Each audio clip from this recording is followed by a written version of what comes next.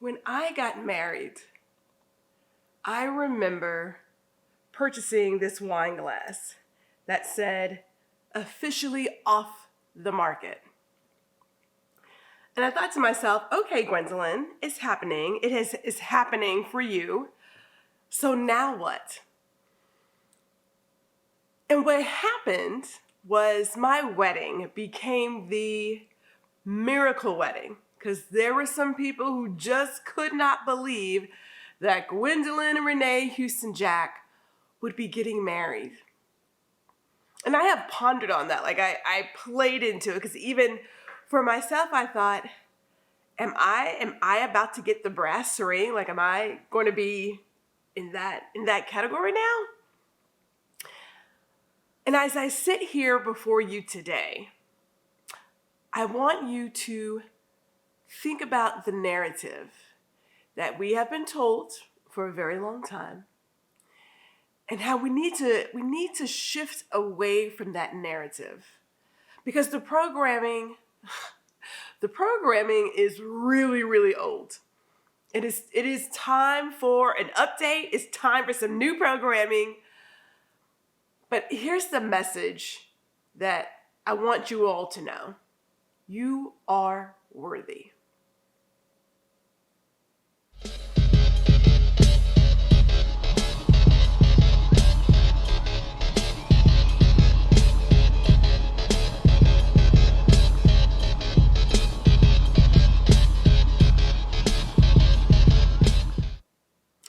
Hello, my name is Gwendolyn R. Houston Jack, and welcome to Ladies Listen Up. Now, as you can see, we are changing up a few things here, just a few. But we've been working up to this moment for the past 2 seasons. We have been coming to this moment. So I want you to just vibe out with me for a little bit, just a little bit. This is going to be more casual, and most of our conversations have been casual up to this point. Like, we're not in a classroom or anything. But I felt for this season that we needed to just be more intimate, a tad bit more honest. Not that I have not told the truth. Let me not guess. The word truly is sharing more information, being more vulnerable, giving you a little bit of TMI. Now, I will still filter some of that TMI, but I'm just telling you, this is where we're going.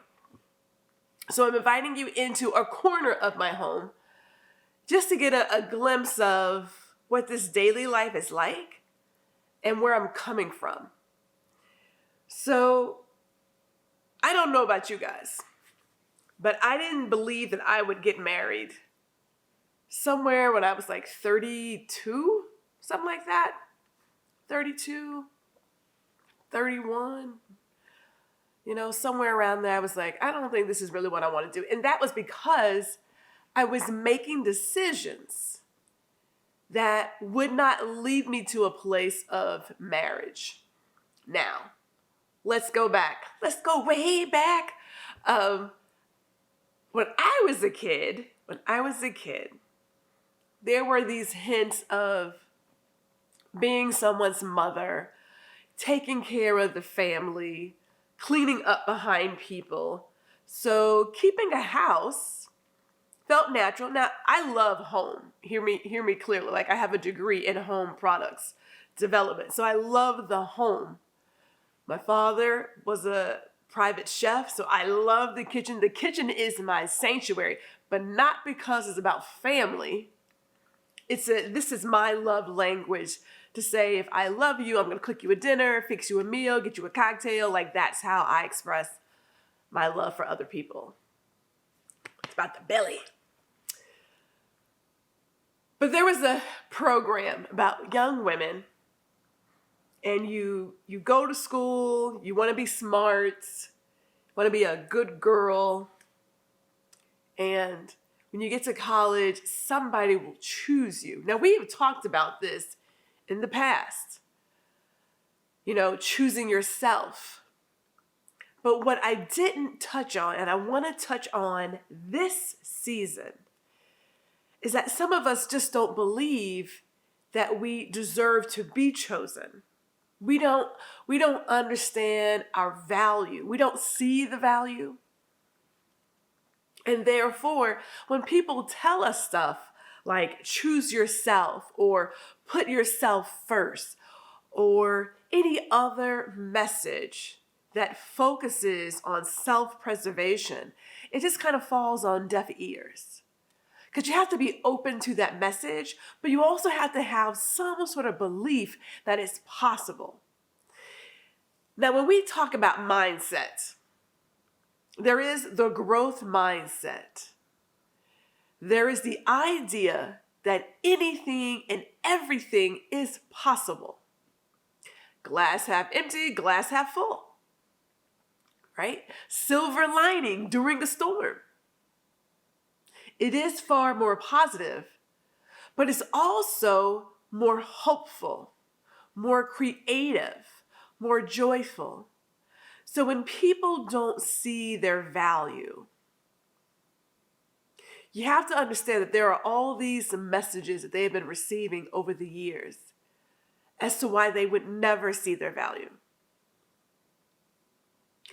Some of us probably have grandmothers, mothers, aunties, godmothers who have shared messaging with us that made us feel less than. And I'm going to say feel, but feel really isn't the right word because we felt it, but we also started believing it because we got the message so often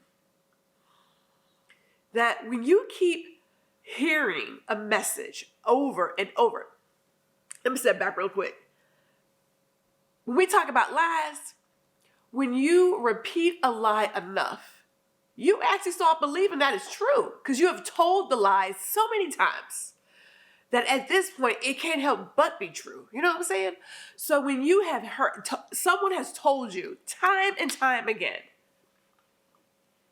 you're lazy, you're worthless, no one's going to marry you, no one's going to love you, all the things to tear you down, you start believing it.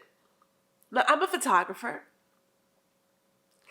And when people come to me and say, I'm not photogenic, I get a little upset because everybody is beautiful. And I'm not saying that just to say stuff, so hear me. That's real. That is real. But somebody somewhere kept telling them this message. And so they start to believe it. Now, we have all been in that boat, trust me. Every single person, I believe, on this earth has been in the boat of hearing a message, hearing a lie, that they now have to tell themselves, that's not real. I mean, hello, Santa Claus, Easter Bunny, hello. Let me jump forward. Here is the point.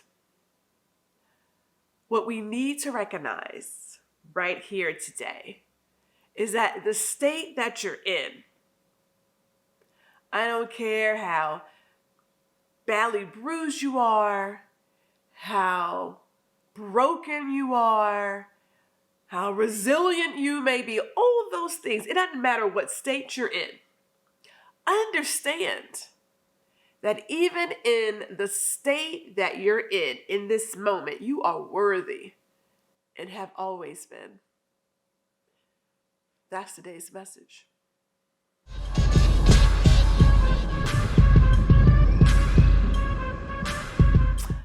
Okay, so let's get down to it, shall we? And I will start with myself, because as I said before, my wedding was the miracle wedding.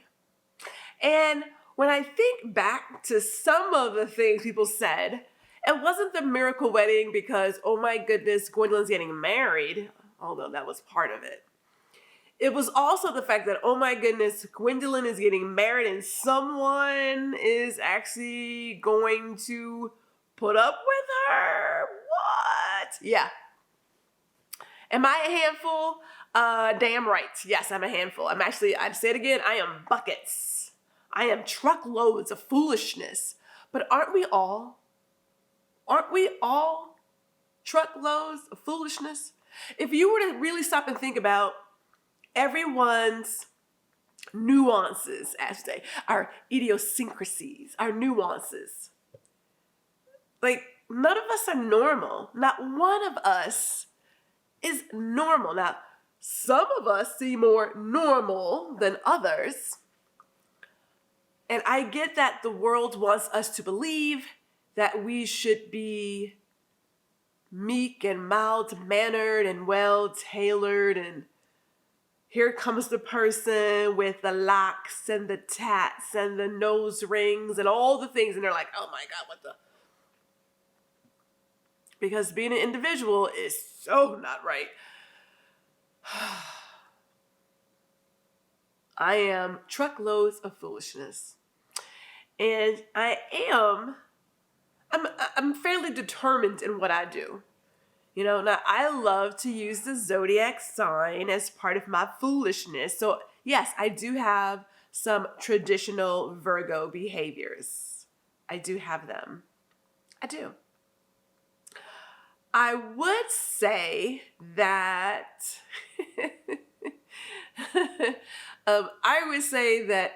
being perfect ain't one of them. Meticulous, yeah. Organized, yeah. Thoughtful, thorough, yes. Yeah. Quick on my toes, yeah. So I have all of those. Like all of those are there. But some of that other stuff is like, I could care less. I don't care what you do. I don't care. It ain't about me. Who cares? I share all of that to say that there was a point in time where I was on the dating sites and I wasn't looking for a husband. I was always and have always looked for a partner. Like my parents, and I've talked about my parents' marriage a couple of times. I believe they had a really good marriage. They had the pluses, the minuses, and all of that. I saw all of it. So there wasn't ever a time where it was sunshine and roses and rainbows all day. I know that. And even seeing their storms, I still said, I want somebody like that by my side. You know, like I want that. And I can't imagine a lot of people who have seen marriages, relationships that have lasted for years, how they wouldn't say, golly, I wish I had that. Because humans like other humans. We like to be with other good humans. This human experience, it would be boring if you didn't have other humans to share it with. Like, let's just be honest. And I am a loner. I'm a class A loner. Now, my husband, he's a semi off the wall flower loner. Yes. He will be on the wall for a little bit, and then he'll kind of get his groove and come off the wall, and then he'll kind of be in his groove. So, but he's not like me. According to him, I am a social butterfly. And I was like, who we talking about? Who we talking about here? Who we talking about? But yeah, so we all want really strong relationships. We want friends who look for us when we go missing. And go missing could just be busy with life. It could just be working on projects. It could be I'm on vacation. It could be stepping away, doing a tech disconnect, like, hey, haven't seen you. People want people to look for them. We want to be noticed. We want to be appreciated, accepted. We want all of those things. These are very basic human wants and needs. We'll put it in that category. But I was always looking for a partner. And meeting people face to face was not happening. Now, I don't know about some of y'all. Like, I'm in the Dallas-Fort Worth area. And when I moved here, it's Dallas-Fort Worth is white bread. I'm sorry. I came from Houston, which is multi-grain, and then I had just moved from New York to this area, and New York is like, look. So coming here and everything, it was like being in the school zone all the time, 20 miles per hour, which for some people works, not for this chick. So it was really difficult to go out and meet people. So I took to the dating sites, and the first 2 times it was awful, I tell you. But the third time, I said, okay, Gwendolyn, let's figure this out. And by the third time, I admit I had went from looking for a partner to can I just find a dinner date? And I'm certain some of you probably felt that way too, that maybe I should just lower my standards because it's not working out for me. So I met my husband on the dating site, sent me a note, and we started going out, simple dates. Very respectful man. I mean, the man wouldn't even, I couldn't even get a hug. So no, there were no kisses on the first couple of dates. There was, I had to pretty much steal a hug in there, but whatever. I get it. I guess I get it. I get it now. But it was feeling really good. And even though it was feeling really good, I wouldn't allow myself to get caught up in the idea of someone could appreciate me in all of my foolishness. I would not allow myself to go there. I wouldn't. I can't even say what. No, I can. I kept thinking, if I allow myself to go to a place of someone besides me could actually love me the way I am, and it fell through, now what? It's the disappointment. And we have all been at a place where we are just tired of being disappointed. We're tired of it. But, we met in April of 2016. And by September, he was proposing. He was proposing by September. And I thought to myself, what? We were in a parking lot. We were in a Steak and Shake parking lot. And Jackie Wilson came on. And it was Your Love Keeps Lifting Me Higher, right? That was the song. And he literally touches my arm and says, Gwendolyn, I need a moment. And I'm thinking, okay, bro, but do what you got to do, because I don't know what that's about. Keep in mind, we had been talking about engagement rings. At that point, he was asking me, how many carats I wanted. And I'm not really a jewelry person. You can give me a 𝐂𝐤𝐿 Dutch oven and I'll be happy. I don't really need the rings, I'm just saying. But that's, again, kitchen, happy place. So he just turns around and says, will you do me the honor of being my wife, is what he actually said. And I looked at him and said, are you crazy? Obviously, I said yes. But when I look back at that moment, and I went home that morning, because we were out 1 o'clock in the morning. And I thought to myself, did someone just ask me to marry them? Wait a minute, what? What is that?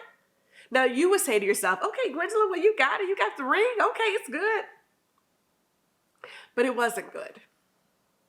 It was good on the outside, but on the inside, I was still suffering with the idea that the bottom could fall out. Because I only came to Dallas because the guy that I was going to force myself to live with, because I just knew that I needed to get married and I needed to get my life going and needed to build a family, because that message was running in my head. That guy, he ghosted me. And I didn't think that it would stick with me, but it did. Because in the back of my head, I kept thinking, I will never put myself in the place of being homeless ever again. I should probably share that story, huh? I'm going to share that story. I'm going to share it with you. So it wasn't good. It was good, but I kept thinking something's going to go wrong. So I had an apartment. My brother took over my lease. He took over my lease, but I kept the key. I kept the key for 6 months, y'all. 6 months. I kept a key. And my husband knew I kept that key. He's like, I know you have a key to your apartment.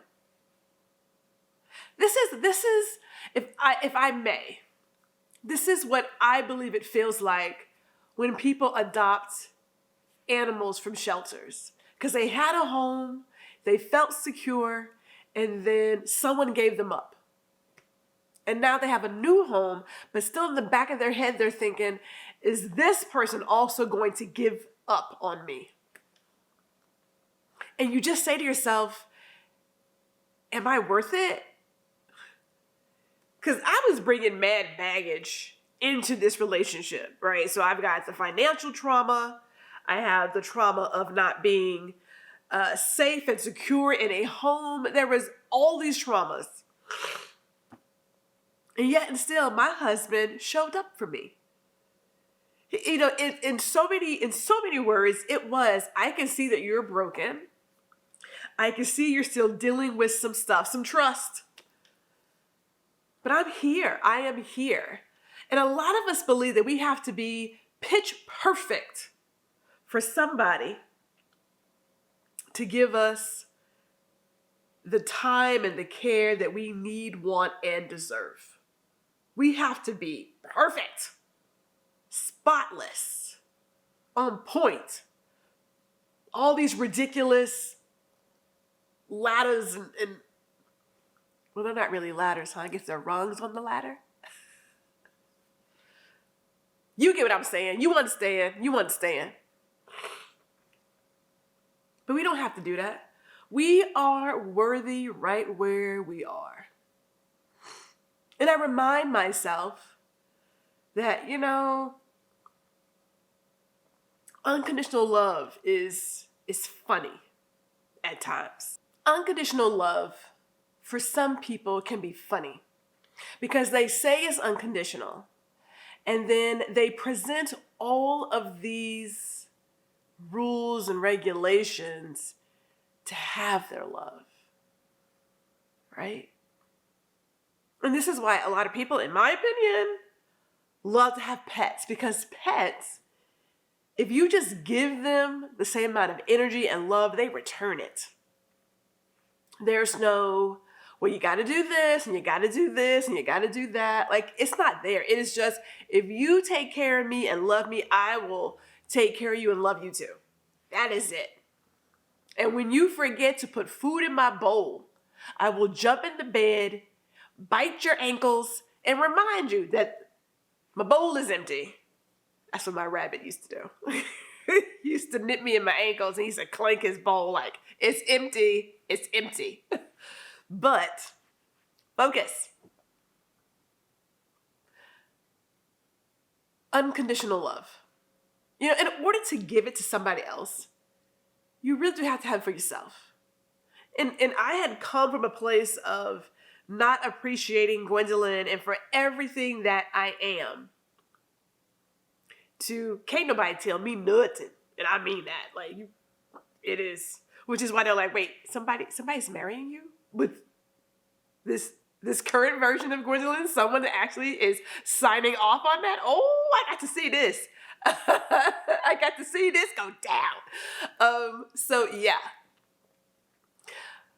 But my husband being patient with me and allowing me to work through the foolishness, and I can't even, I don't want to call it foolish. So let me not downplay it. These are traumas. These are real traumas that we're dealing with, which is why we talk about getting a counselor, getting a therapist. These are real traumas that we have to deal with. This is not foolishness. My attitude can be, but what I experienced, that's real. And it has lasting impacts on how we show up in the world. So let me not downplay that. Let me not do that. Because that's not, I can't do that.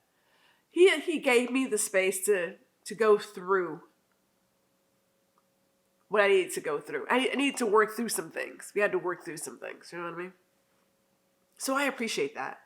But knowing that I was not in a place completely that was something close to perfect, and we're never going to be there, he still knew that this woman This woman is worthy of love. We are worthy of love. So now I have to say to all of you, and you know where I'm going, it's time to do a little work.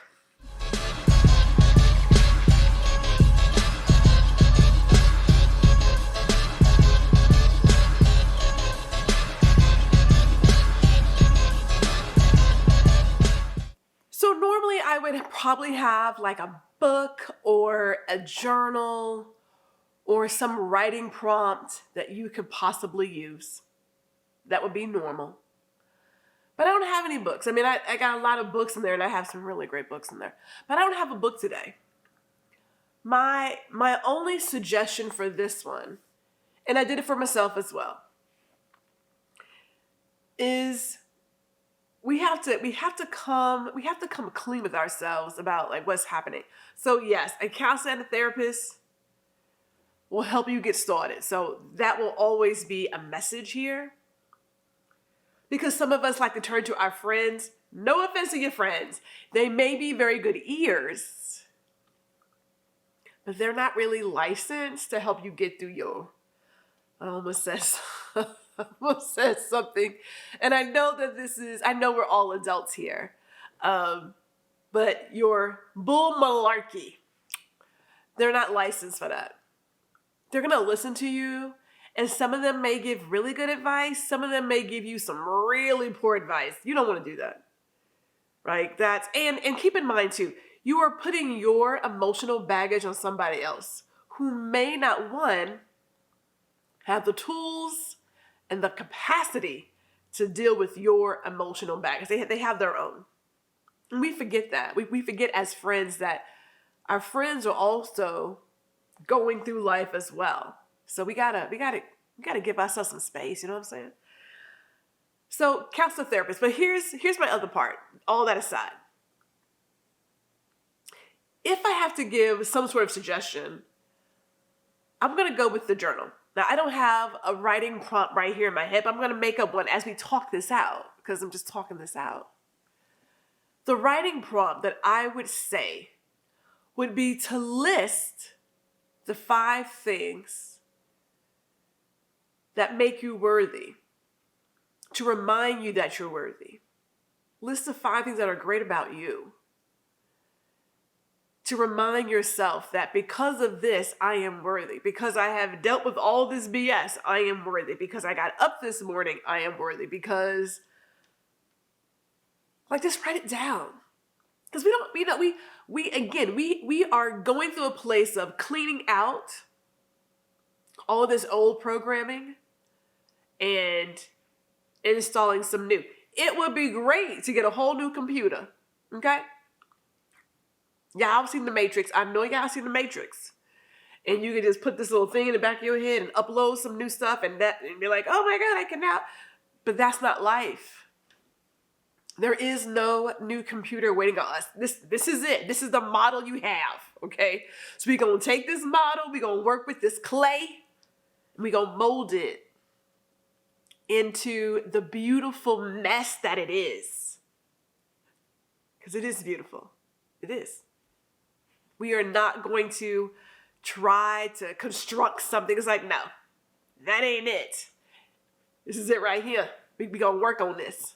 That is the plan. That is the plan. And we are going to do the work.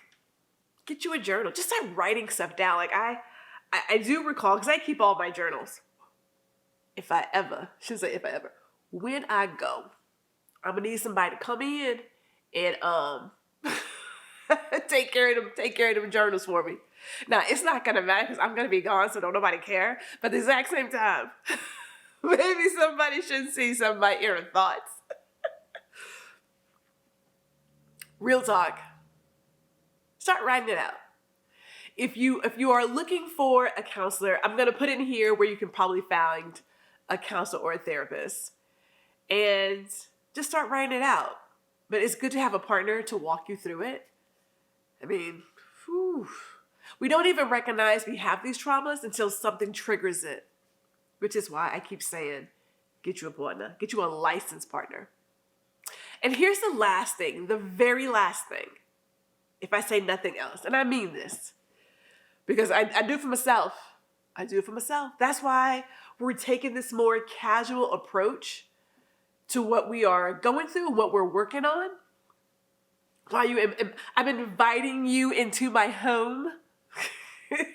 Now, we're not going to go to all the spaces because some of this, well, actually I can, although I am well organized. If you have seen anything else done by me, you know I love confetti. Now, I would pop confetti in this room and my husband would have my head because he is not a confetti fan. It gets everywhere. But anyway, here's the last thing. I'm going to leave you with this. Give yourself the space and grace to grow and learn. See you guys in the next one.